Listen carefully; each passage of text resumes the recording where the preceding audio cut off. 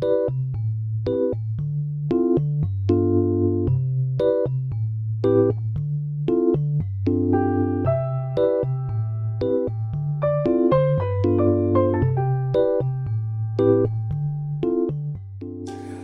this is Gabriel from Bakelmaniac. I'm a recipe developer who loves to bake. Today I'll be working on some very cute Bunny and Bear Mould from Okaimono. And I'm really excited to show you how we're going to make these Petite Almond Pandan Cakes today.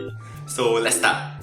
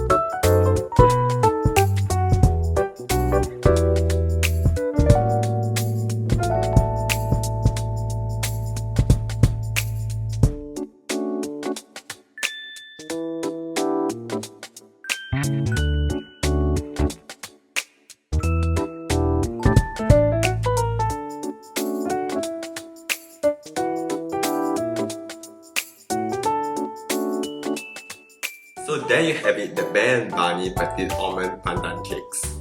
So these are really soft, really cute and fluffy, and of course if you want, you can use melted chocolate to draw features on their faces, as you can see, such as their eyes and their nose.